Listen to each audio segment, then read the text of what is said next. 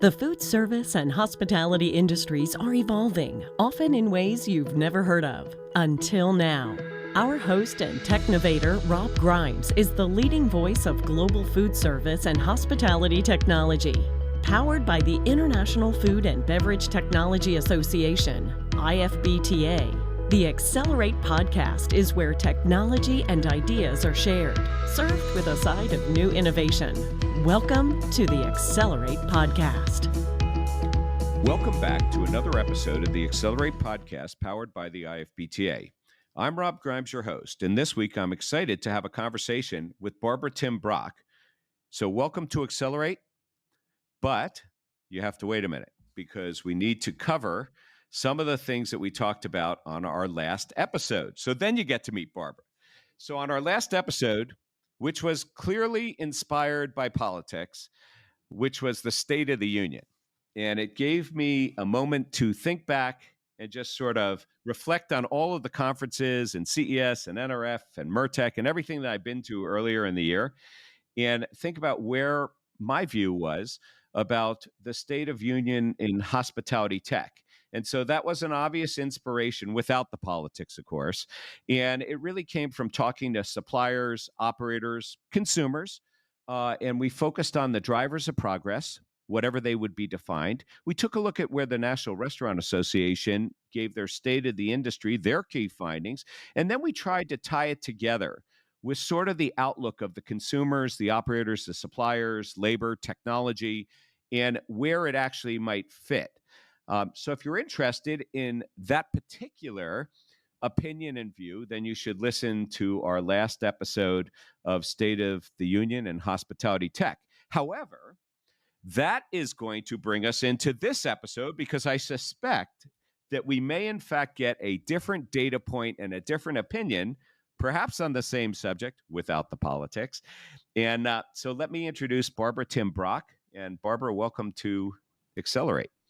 Hey, thanks, Rob. You sound like you're Elon Musk of conferences about IT.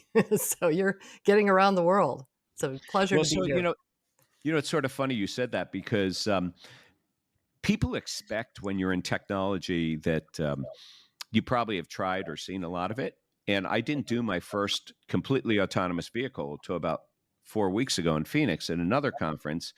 And yesterday I got to take the underground track at the Loop here in Las Vegas, and which I thought was going to be driverless, by the way, and it wasn't, but it was Teslas going through tunnels. So it was sort of interesting, but yes, you get to see a lot of tech. But this is not about me. This is about you. So here's the inspiration and why you're here, because people might be saying, I'd like to think that a lot of people, Barbara, know who you are and the inspiration. But you and I met at the Restaurant Leadership Conference almost a year ago, and we had a great conversation. And conversations are really what it's about. And so the conversation was a passionate one, really actually in two separate areas. One was about hospitality and tech, which is, of course, a favorite conversation. But the other one actually was about some of your work with the Women's Food Service Forum and women's initiatives in tech, and also having you get together with the IFBTA's own Lauren Selman, who had just announced the Women of Restaurants, Technology, and Hospitality, which also seemed to be a tie-in. And so that's how we met. So perhaps you don't need to go into what we talked about or that piece or why you would even accept or not accept this podcast. But could you give us a little bit of background in your career? Because you really did come from operations and you came from this industry. Yeah, thanks, Rob. Those were actually great conversations, and it was fun to talk to somebody who cared about sort of the status of where women are in the industry and some of the challenges that some of the young women are having as they make their way as technical experts in the industry. And I ended up starting in the restaurant industry, and I was surprised at how behind the restaurant industry was compared to some of the tools that I saw at Pillsbury. And we had the most advanced management information systems leader and process in the world, led by a guy named Herman Cain, who was brilliant at strategy. So we won't talk politics, but he was a really great strategist. Well, he became president of the National Restaurant Association. Indeed. Fantastic strategy guy. But in the restaurant industry, I was fortunate to work on all aspects of the business, from supply chain to productivity and new products and, operational. And I was just constantly surprised at how limited the tools were, given what I had seen before. So I was always on the hunt for new tools and relationships. And so using basically pretty basic data analytics, data science, was able to do some predictive things that solve some problems in companies.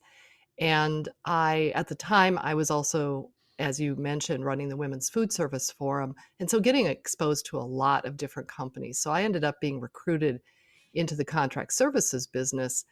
And I remember asking on my first day for some information, and the person quietly shutting the door and saying, "Yeah, we don't have that." And so it's been sort of a quest to bring technology to bear in each of my roles. I then spent some time in education where we took paper systems and completely digitized them along with predictive learning paths.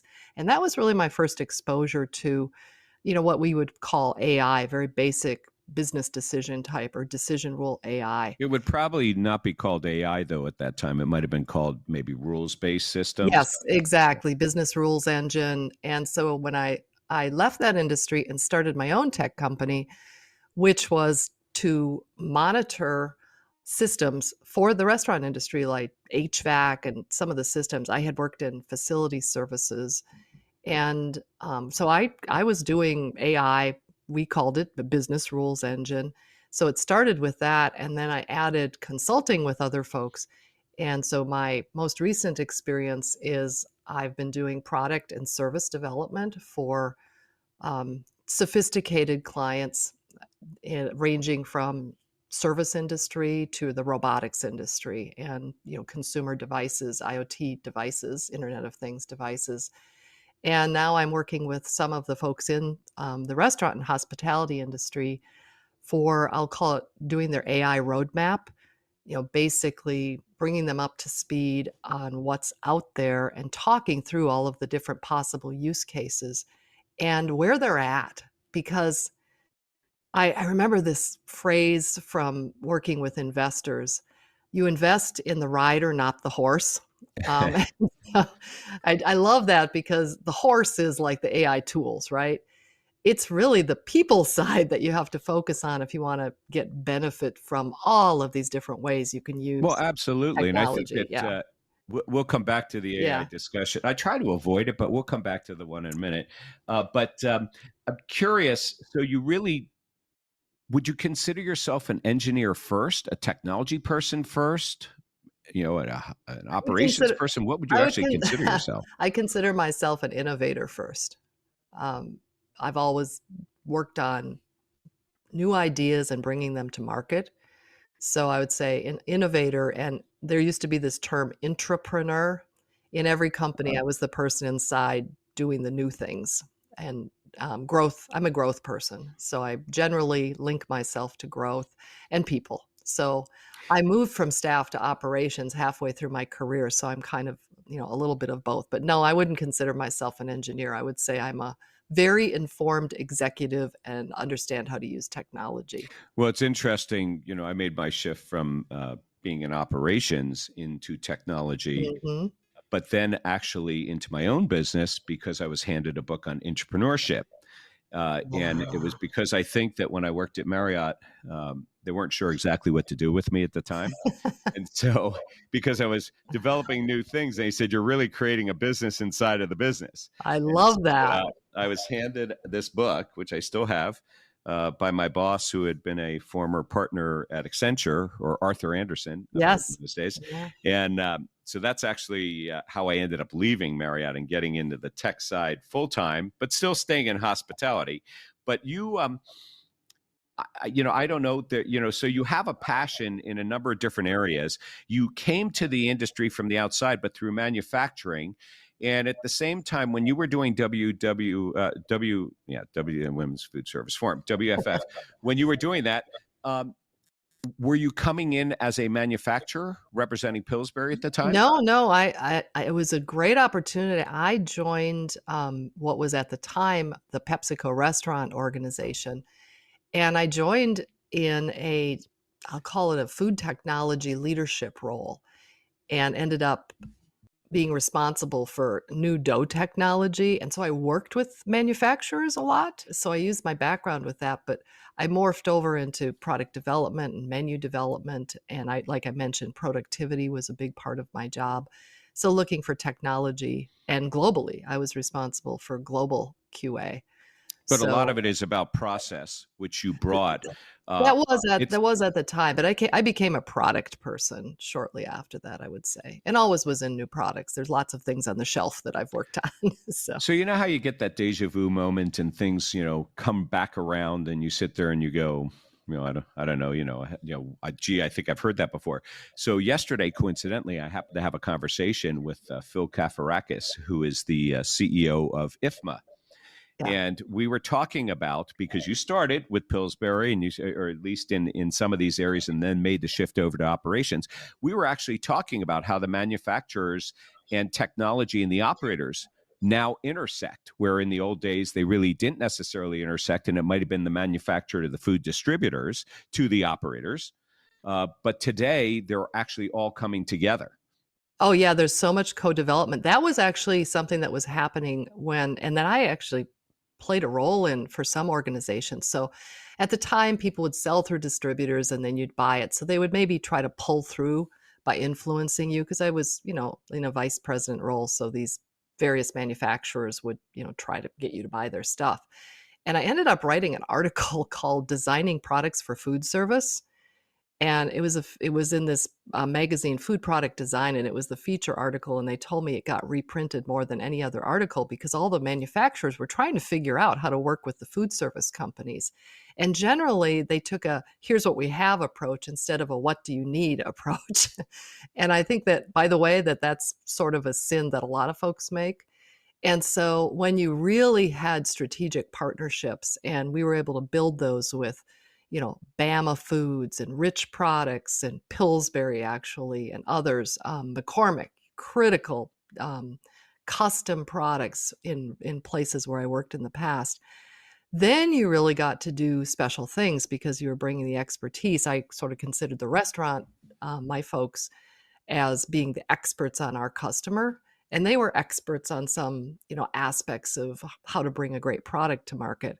And putting the two together, in a way, that's the basis of technology, right? You've got a problem that needs to be solved, and you have people with different expertise, and you try to find a tool. And lately, these days, there are a lot of technology tools out there, sometimes that aren't implemented because it's hard. But yeah, it was But a people are big always talking about coming up with technology for technology's sake, and yeah, no. and really, it is the tool that's there, that's behind the scenes. And I think now I'm remembering why we had such a great conversation, because we're both on the same page. On Yeah. many of these, although our backgrounds are different, but we're sort of ending up in the same place on the passion for technology in the hospitality industry as well, which you never really leave, even if you do some other things that are there. No, it's forever. It's a forever connection. It really is. But, I think that one of the problems that the industry has always had is, what is, air quote, technology in the first place? It's so broad that everybody puts their own definition on it. And like you mentioned earlier, you didn't want to talk about AI. Well, AI is just database decision making, right? I didn't say I wouldn't talk about it. I just said that everybody's only talking about it. Oh, So it's the yeah. number. We are absolutely, and in the second half we will talk about that. But go ahead. I interrupted you. No, that's okay. It's okay. So I think that there are so many aspects of technology, and generally in a hospitality company, the technology team was really working on, point of sale and some very, corporate support. And if you're in a franchise, of course, there's a lot of franchise support that's required. So it was information technology. And then you started to see, really amazing point of sale systems that had other tools embedded in them. And, the days of somebody having to, find their schedule offline somewhere are pretty much gone. The POS systems brought a lot of that with it.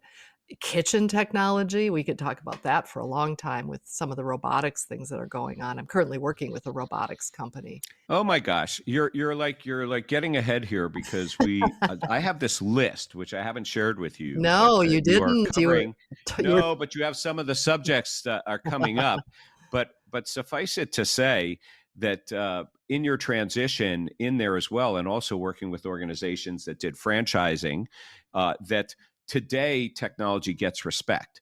And now maybe I don't mean it that way, but it's become so more important. I think, obviously COVID had a lot to do with that, right. but so did things like loyalty and pieces. And it was always a challenge to get franchisees to go ahead and buy in on mandated systems when you had to make the decision between an oven, which you absolutely knew what it was going to do, or a fryer, and, a POS system. And hey, it's just a cash register.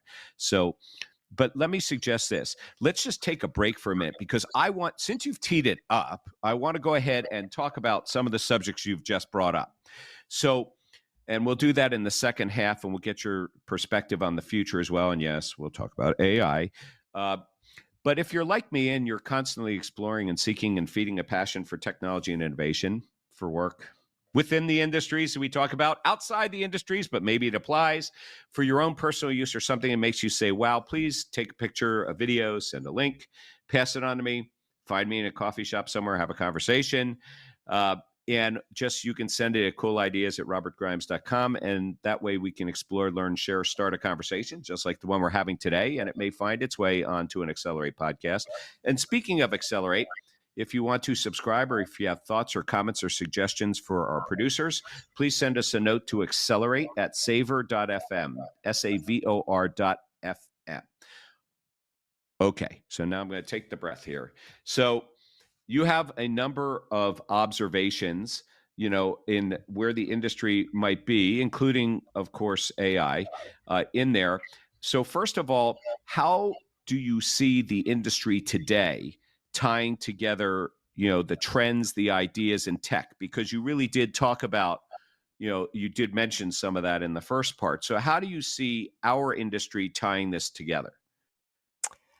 Tying it together will happen once people kind of understand the different swim lanes of things. So I see the industry grappling a little bit in the swirl right now. And this is, if you talk to senior executives, they're trying to figure out where to prioritize because I remember when I was in graduate school, one of my professors said, present everything in a 2x2 matrix if you have to, but it's better to have a 1x1 matrix because people can deal with one concept at a time. So I see the industry trying to figure out how to prioritize how they use the tools. And I would say when you're in our industry, you have these competing forces. First and foremost, I think, is the manager. If you can enable the manager to focus on customers and their people, that's the most important thing to do. And I do see the industry looking for ways to make the manager's job easier, automated Yeah, inventory. you know how Yeah. you used to do that. You give it just a little open office that's basically a desk in the kitchen, Yeah. just to ensure that the manager is not actually going to be sitting at the Yes. desk and they're going to be in the dining Yes. room. But Yes. today, I guess it's the technology that's pushing the manager and the employees to spend more time with the guests and interact, especially when you look at things like handheld technologies and things in the front. Exactly, exactly. And so the industry has to deal with, what are we doing for the people to enable their jobs to be easier? How are we getting more personalized with customers and providing what they want, where they want, in an industry that, has always had more seats in it than it needs. So how to use technology to support and drive revenue. When we were at that show together, I thought that the, pickup units where people could have codes and pick food up, that was to make it more convenient for outside people to take food away. And that whole side of the business on giving customers what they want, where they want it, when they want it, is a big factor. And then I'll just bundle everything else in the productivity, and I include supply chain in that. I'm, still a little surprised at the state of the world with respect to predictive ordering. There There are some organizations that have implemented it, so the manager doesn't really have to do much other than approve an order. And others, they're still grappling. So as the industry looks at from talking, to the senior executives that I have exposure to, they want help prioritizing a little bit, but then once they prioritize, what does the implementation look like? And that's been the way of technology since the old days. Even if you were going to put in a new POS, there was this, how do you It's do it? funny. I would not have thought you were going to bring up predictive ordering in the supply chain side of it, because I think a lot of people have thought for years that they had that solved in the back office systems that were, looking at what the actual usage every 15 minutes, what they need to produce. That's pretty much a standard. Where I thought you were going with that, by the way, would have been predictive ordering in the front of the house, especially with the drive-through, which Yep. people have also tried for a number of Well, years. and Yeah. can I just say, I think that was my point, is you used to just have people in your restaurant. Now you have your Uber Eats takeaway business, you have your drive-through, standard customer business, you have, suggestive ordering for people where they're getting personalized promotions. And so you can't just use the standard back office systems anymore, because you're going to be looking at seasonality and promotion overlays. There's so many more ways you can inform your ordering, but that's just, that's a tiny piece of trying to make the manager's Well, job just easier. just just a moment on that, because you brought up something I've actually never thought about. So it used to be in the old days, we would talk about how the industry would get data from, the credit card companies. And then they locked that down with data privacy things. And now we find alternate ways. But you're actually opening up a new conversation and channel that the online ordering companies, not the ones that are actually taking the orders for us, but the delivery services, have a ton of data Yes. available. But I'm not so sure that data, in fact, is always provided to the operators, because they're taking multiple orders, multiple operators, and sometimes they're taking orders for operators who may or may not have authorized it. So there's probably an intersection of new data available to us that we might not have thought about from the outside parties that are now servicing our industry. It's true, and I spoke with a startup a couple of months ago that was working on APIs so that the restaurants could get their information, so that they would be more fully informed about what was going on, and who was their best delivery service and things like that, so they could work with them and put incentives in place. I don't know if I mentioned to you that last year I went through MIT's certification program for applied data science. It's part of their AI and machine learning data science program. And one of the databases we worked with was clearly the Uber Eats database. So and you can just pull so much insight out of that information. So I think what's really important for the operators, as with any technology, is making sure they get what they need and they own their information. And certainly there's a lot of work going on with that. But just to even service that outside business, there's not enough doors and places to wait and things like that. So it's really influencing restaurant design as well, as you But I know. don't know that people think about gathering Ah, that data, and I'm not sure that the two sides come together on it. And I've now made a note. you can That make that happen, Rob. I'm not going to make it happen, but I do know the people that might be able to do that, because I think that's an interesting conversation. Can we just sort of talk about AI? And I'll tell you, I do a lot of presentations and people always ask, it's the number one conversation. I don't think it needs to be the number one conversation, but because they hear about it all the time. And I've started using the word, and I saw this actually on some of your background, not the exact words, but I do not refer to it as artificial intelligence. I refer to it as actionable information. And Yes. then take the artificial intelligence. The artificial is the part that, well, maybe it's artificial and intelligence, two separate words, that are creating the issue here and the concern.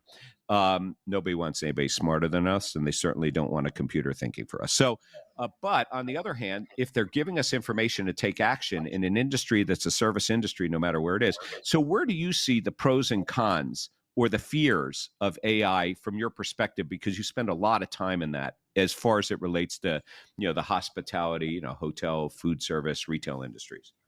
The best, I heard a talk by, CEO of Microsoft about concerns.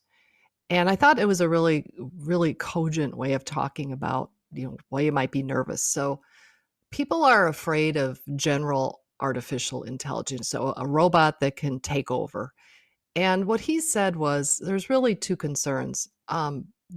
What infrastructure can an outside, robot influence, and what can a bad actor do? And so your real job is to protect yourself against the outside influence, risks, and make sure you don't have bad actors in your own organization. So I think the reason that AI is a hot conversation starter is because when ChatGPT came out, it became the first AI that everybody could touch. AI has been out there for decades. But we didn't have the computing power to do what you can do now with these large language models. So the opportunity to apply I'll call it the new type of AI, these large language models, that has a whole bunch of stuff that you can use in the industry. But there's still the great data analytics side. And because the computing power is so much greater, you can do all kinds of decision engines. I mean, when was the last time you watched Netflix and it gave you recommendations for other movies you might like? That's all AI, air quote AI. It's just But people applying. don't, over time, people don't think about it. In the beginning Yeah. time, they were all worried about the privacy and thinking about it, or a Google search, or they think your phone is listening to you because all of a sudden on your Facebook page shows up something that you were talking about in an ad. No. And it is listening to you. Well, So, okay, I get it. I get it. I get it. Okay. But there's the positive end of it. The the, positive use as much as there's the negative concerns.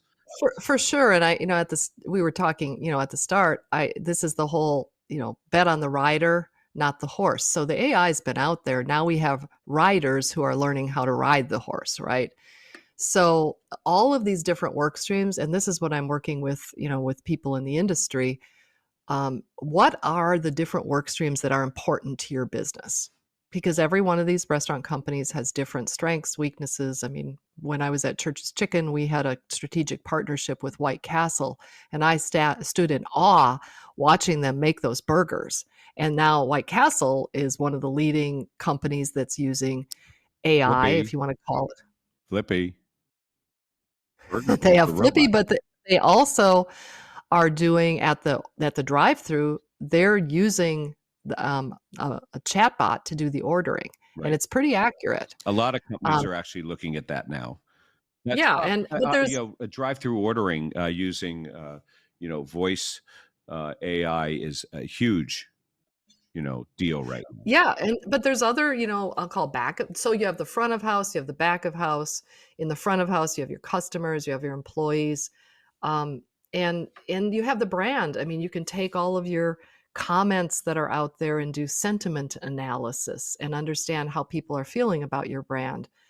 There's, the obvious things that have happened with employee scheduling, but there's also waste reduction opportunities too. So it really depends. What I see the senior leaders asking is, what's the best first thing I can do to really positively impact my business and keep up, because things are changing so quickly. I have a very, very close friend who works at NVIDIA in a Yep. pretty senior level, and just the rate of computing power changes. I mean, have you tried the AI where you can have it make a video just Yep. from a description? Yep. It's But amazing. And I'm looking at that actually for some business uses, actually for the yes, IFPTA, to do that, to see how close it actually gets. I'm not afraid, to go take a chance. And if I have to edit or something, obviously, you have to put that part of it. We don't lose that critical thinking and our ability to be creative in there. The computer's not going to do all that. So, And think about training and the ability to have something be demonstrated that would be hard to get people in a room, to repeatedly show the thing, and the ability to make the images representative of your workforce, and not just be the typical actors you might find. So I see an opportunity to really reach employees on their level and make people feel validated. But there's this fear out there that somehow AI is going to replace things. Now, I feel strongly, and I posted on this, um, that it's not AI that's going to replace workers. It's workers who know how to use AI that are going to replace Well, workers. but there's also always new revenue things and new Yes. opportunities to use and expand their business, not contract. So listen, we only have a few more minutes here. So I was watching. I sometimes watch the news and they'll get somebody on and towards the end they'll just say, I can't do this to you in one word, but I can say one sentence. So I want to bring up a couple of technologies that have been mentioned here today and just sort of get that single sentence from you of your thought about an observation in the industry. So how about robotics?